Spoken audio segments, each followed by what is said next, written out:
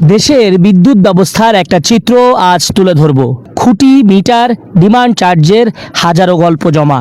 আমি প্রায় 30-40 জন মানুষের বিড়ম্বনা শুনেছি এবং জোর গলায় বলতে পারি প্রতিটা মানুষ এই ঝামেলায় আছেন।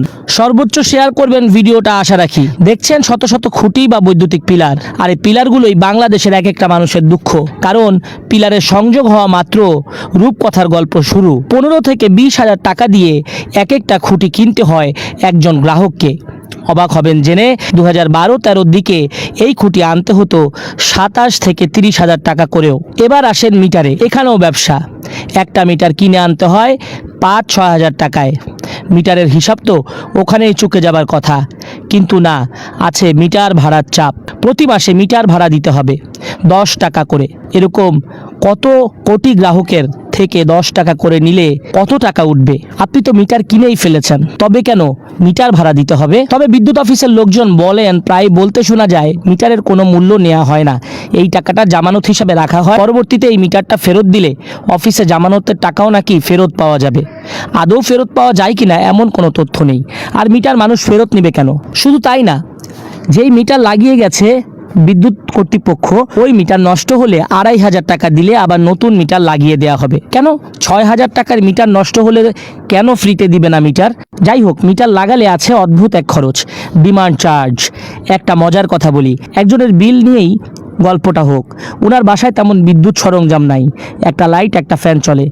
7-8 দিনের জন্য তিনি বাসায় ছিলেন। তো মাস শেষে ওনার 69 টাকা বিল এসেছে, ডিমান্ড চার্জ এসেছে 84 টাকা। ডিমান্ড চার্জের সাথে আবার 2 রকমের ভ্যাটও আছে। চাক্ষুষ একটা প্রমাণ দেখাই, এটা 260 টাকা বিল পেপার, এর মধ্যে 96 টাকা বিদ্যুৎ খরচ বাদে অন্য হিসাব। অন্যদিকে শহরে যদি আপনি 1000 টাকা ঢোকান মিটারে, সাথে সাথে মিটার ভাড়া নেবে 80 টাকা, ডিমান্ড চার্জ নেবে 168 টাকা, সাথে 2 রকমের ভ্যাট, রিবেট বলে একটাকে, আপনি 720 টাকা দেখতে পারবেন আপনার মিটারে। আরেকটা কথা এসেছে, এক ভাই প্রিপেড মিটারে 2000 টাকা রিচার্জ করেছিলেন, তখন মিটারে টাকা দেখাচ্ছিল 946 টাকা। তারপর তিনি বিদ্যুৎ অফিসে যোগাযোগ করার পর বলল, আপনি 4 মাস পর রিচার্জ করেছেন, এই জন্য একসাথে 4 মাসের মিটার চার্জ কেটে নিয়েছে। মানুষ অবাক হয় একটা কারণে, আপনার প্রতি ইউনিট চার্জ হিসাবে বিদ্যুৎ বিল বিভিন্ন ধাপে নির্ধারিত হয়ে থাকে। অতিরিক্ত চার্জ হিসাবে মিটার ভাড়া, সার্ভিস ইত্যাদি আরোপ করা হয়। সমগ্র চার্জের উপর ভ্যাট কেন আরোপ করা হয়, কোন যুক্তিতে? এর কোনো উত্তর নাই, সংশ্লিষ্ট বিভাগ হয়তো বলতে পারবে। একজন নাগরিক হিসাবে এই বিষয়গুলো কোনোভাবেই জানা যায় না, জানা তো উচিত। এই বিষয়গুলো বিদ্যুৎ বিভাগ তো ক্লিয়ার করা উচিত। শুধু কি তাই, আপনি মিটারে যে কোড বসাবেন তা দেখলেই হতভম্ব হবেন। এই কোড বসিয়ে কিভাবে রিচার্জ হবে তা উপরওয়ালাই জানে। অদ্ভুত সব কোডিং আসতে থাকে গ্রাহকদের কাছে, যা সাধারণ কোনো অভিজ্ঞ মানুষের কাছে রীতিমতো পিলে চমকাবার মতো কাজ বা চ্যালেঞ্জ। বিদ্যুতের ডিমান্ড চার্জ বেড়েছে 20%। Dhaka electric supply company limited DESCO prepaid মিটারের জন্য টাকা রিচার্জ করেন মোহাম্মদপুরের বাসিন্দা নাজমুল হোসেন। দোকানিকে সার্ভিস চার্জ সহ তিনি 1010 টাকা দেন, কিন্তু তার অ্যাকাউন্টে মাত্র 790 টাকা দেখায়। বাকি 220 টাকা কোথায় গেল তিনি জানেন না। নাজমুলের অ্যাকাউন্ট থেকে ডিমান্ড চার্জ কাটা হয়েছে 126 টাকা, এর সঙ্গে অন্য চার্জ সহ মোট 220 টাকা কাটা হয়েছে। তবে ডিমান্ড চার্জের ব্যাপারে নাজমুল জানেন না বলে জানান। ডিমান্ড চার্জ নিয়ে অসন্তোষ জানান রাজধানীর পশ্চিম রাজাবাজারের বাসিন্দা কাজী মিজানুর রহমানও। ডিমান্ড চার্জের কোনো যৌক্তিকতা খুঁজে পান না তিনি। মিজানুর জানান, আগে ডিমান্ড চার্জ দিতেন 280 টাকা, এখন সেটা 336 টাকা। এই চার্জ কিসের জন্য জানেন না তিনি। বিদ্যুৎ বিতরণ কোম্পানিগুলো এভাবেই ইচ্ছামতো ডিমান্ড চার্জ বাড়িয়ে নিচ্ছে। সম্প্রতি বিদ্যুতের দাম গড়ে 8.5% বাড়লেও ডিমান্ড চার্জ বাড়ানো হয়েছে 20%।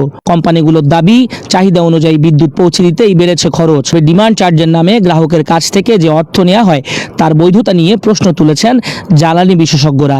বিতরণকারী সংস্থাগুলোর চাহিদা মতো আবাসিকে প্রতি কিলোওয়াটে মাসে ডিমান্ড চার্জ 35 টাকা থেকে বাড়িয়ে নির্ধারণ করা হয়েছে 42 টাকা। তবে অনেক সময় কারসাজি করে নির্ধারিত চার্জের বেশি নেওয়া হচ্ছে বলে অভিযোগ গ্রাহকের।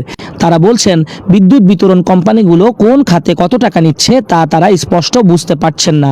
কোম্পানিগুলো যেমন বলে তেমনই পরিশোধ করতে বাধ্য হচ্ছেন তারা।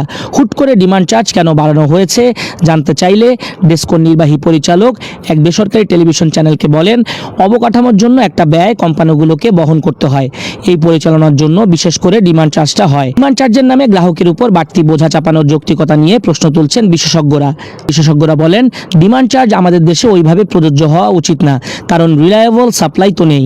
ডিমান্ড চার্জ তারা কিভাবে নেয়, কি যুক্তিতে নেয়? বিদ্যুৎ উন্নয়ন বোর্ড পিডিবির কাছ থেকে বিদ্যুৎ নিয়ে গ্রাহকের কাছে পৌঁছে দেয় বিতরণ সংস্থাগুলো। এর জন্য নানা রকম চার্জ নেয় কোম্পানিগুলো। এসব কথা জানার পর একজন গ্রাহকের মাথার উপর দিয়ে সবকিছু যাবে। বাংলাদেশের বিদ্যুৎ গ্রাহক হয়ে আসলেই গর্বিত আমরা। ধন্যবাদ এসব মহান স্যারদের।